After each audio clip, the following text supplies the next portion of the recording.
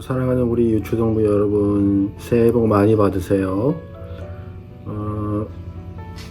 코로나가 심각한 요즘이지만 어김없이 2022년 새해가 찾아왔죠.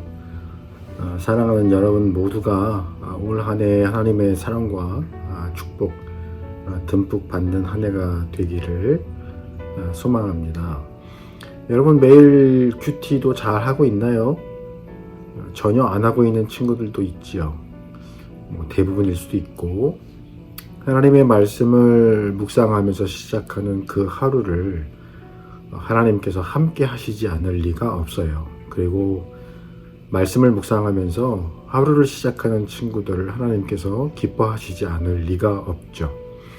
하나님께서 기뻐하시는 인생을 살아간다면 당연히 하나님 주시는 하늘의 복을 누리지 않을 수가 없는 거예요.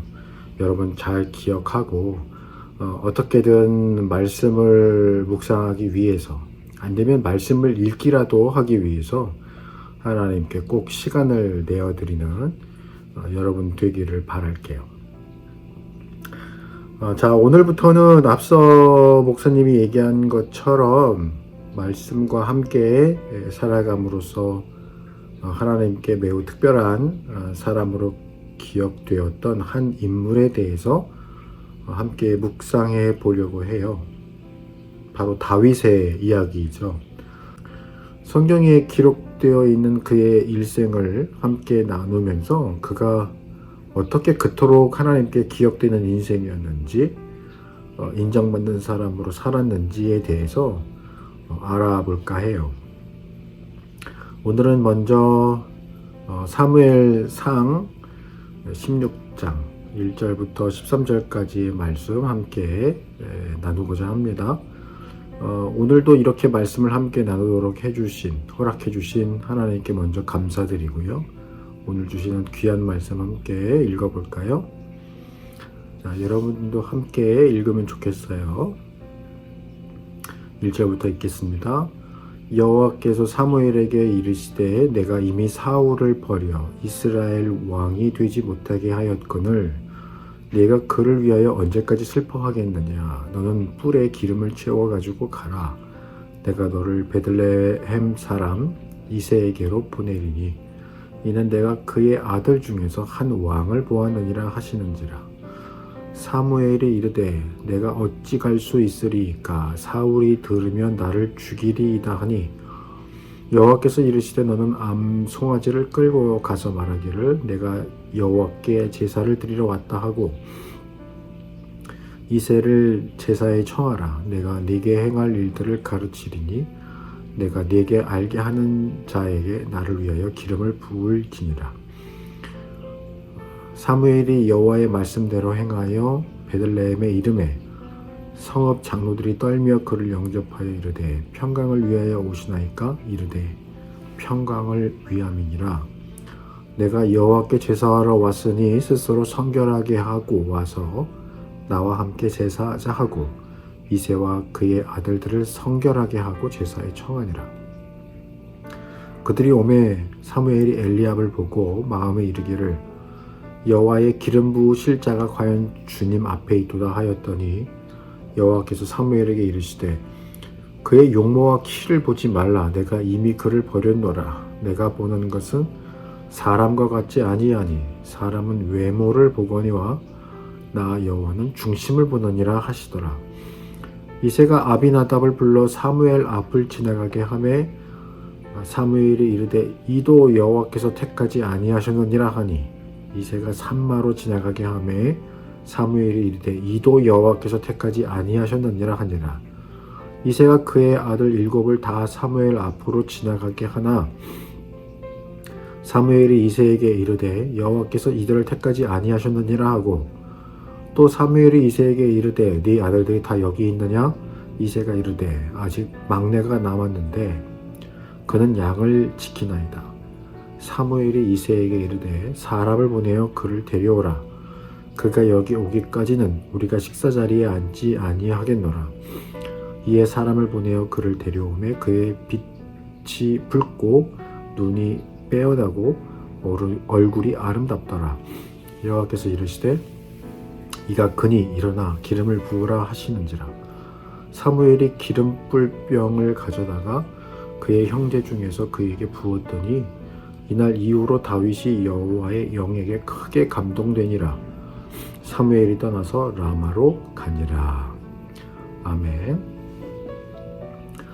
우리가 읽고 있는 성경은 창세기부터 요한계시록에 이르기까지 총 66권인데요. 그 중에 한 인물을 위해서 성경 한 권이 할애된 예는 예수님의 이야기를 위해 4권의 복음서가 할애된 것을 제외하고는 오직 다윗밖에는 없어요. 다윗의 이야기는 여기 사무엘상 16장에서 시작돼서 사무엘상 나머지에 어느 정도 기록이 되어 있고, 여기를 시작으로 사무엘하 전체에 기록되어 있어요. 그러니 이 사람의 이야기가 성경 안에서 얼마나 중요한지 알겠죠. 얼마나 중요하면 성경 한 권 그 이상을 할애해서 이야기를 하겠어요. 그렇죠? 게다가 다윗이 예표하는 분이 있어요. 누굴까요? 바로 그리스도이신 예수님이세요. 그러니 다윗의 인생을 통해서 그가 어떻게 살았는지를 살펴보고 그를 통해 교훈을 얻는 것이 얼마나 중요한지 몰라요. 왜냐하면 우리의 신앙은 결국 예수님을 닮아가는 여정인데, 다윗이 예수님을 예표하고 있다면 성경에서 소개하고 계시는 그의 삶을 통해서 우리가 어떻게 예수님을 닮아갈 수 있는지 그 본보기를 찾아낼 수 있는 거거든요.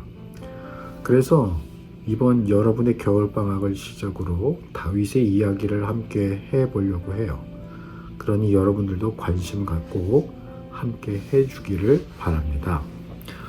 우선 우리가 읽은 본문 말씀을 보면 하나님께서 사무엘에게 이런 말씀으로 시작하고 계세요. 내가 이미 사울을 버려 이스라엘 왕이 되지 못하게 하였다.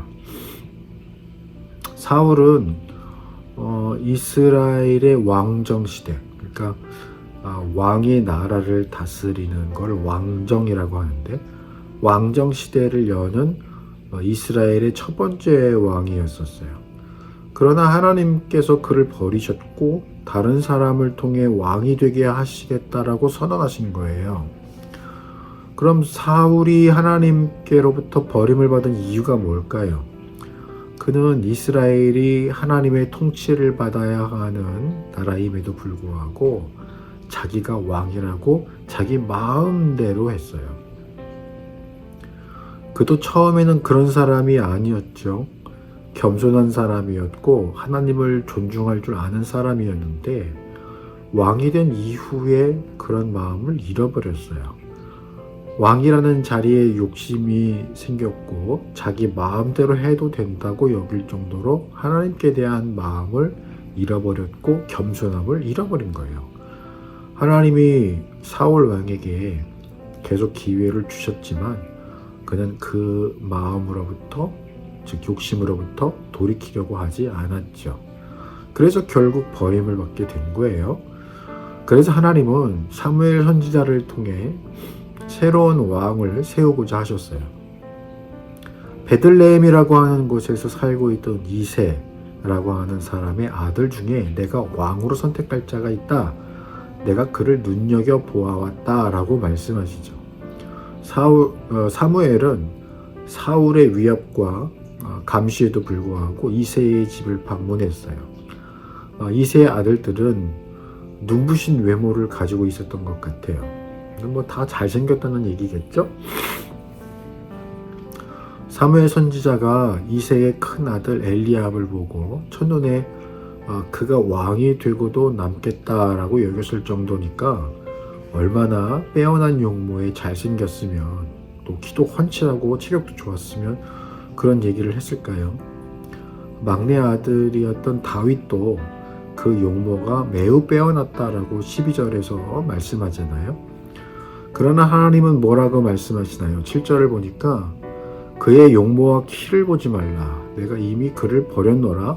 내가 보는 것은 사람과 같지 아니하니 나 여호와는 중심을 보느니라. 이렇게 말씀하셨어요.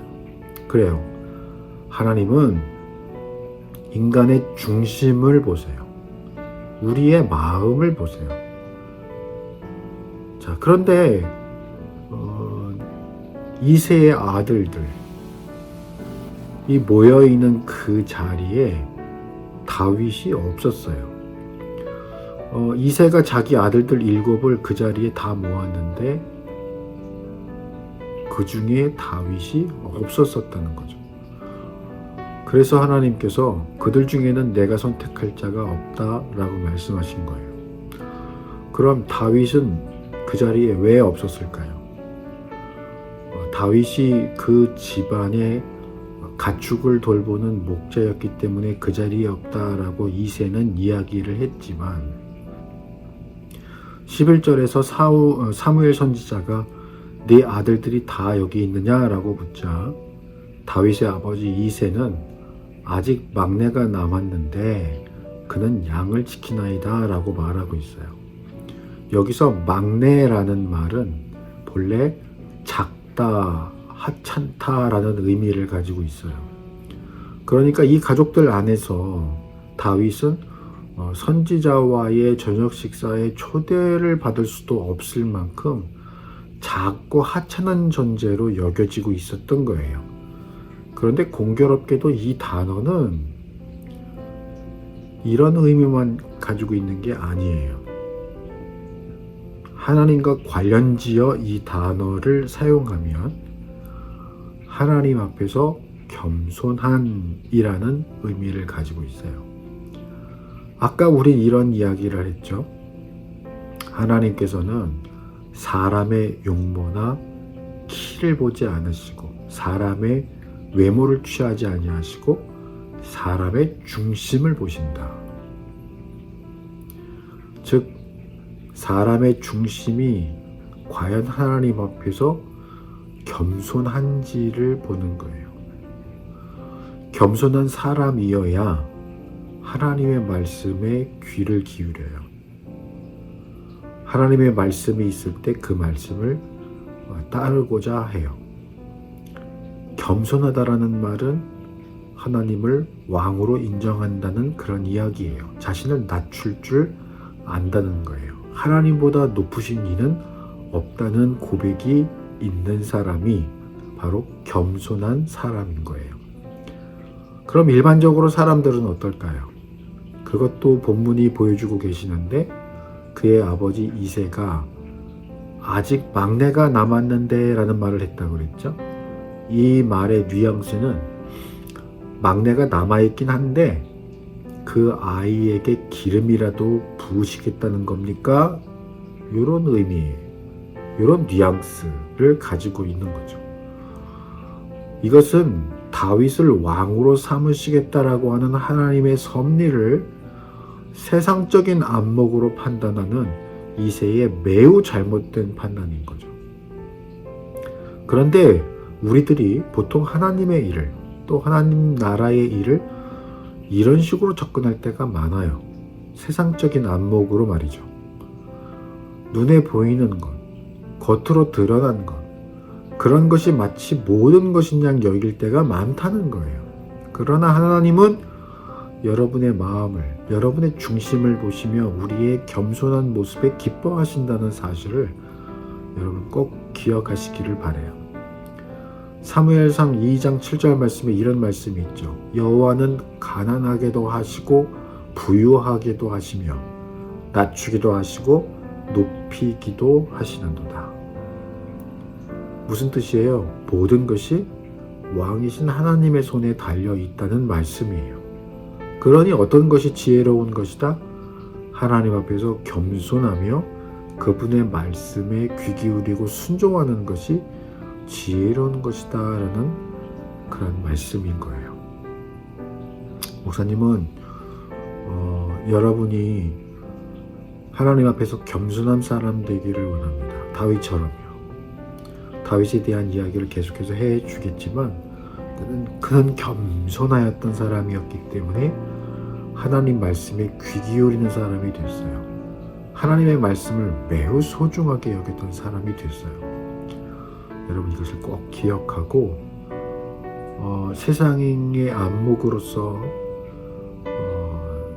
하나님의 일들마저 바라보는 그런 모습이 아닌 정말 하나님의 말씀을 귀하게 여기고 하나님 나라를 위해서 하나님 앞에 쓰임받는 기쁨되는 하나님께 기쁨되는 그런 축복받은 인생 모두 되기를 주님의 이름으로 축복합니다. 기도하겠습니다.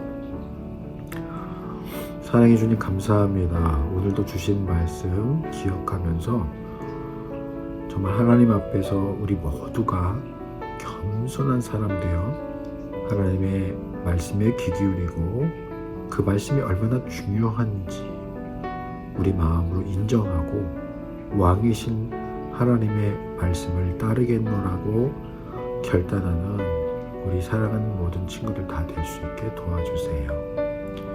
예수님 이름으로 기도합니다. 아멘. 고맙습니다. 우리 다음에 또 만날게요.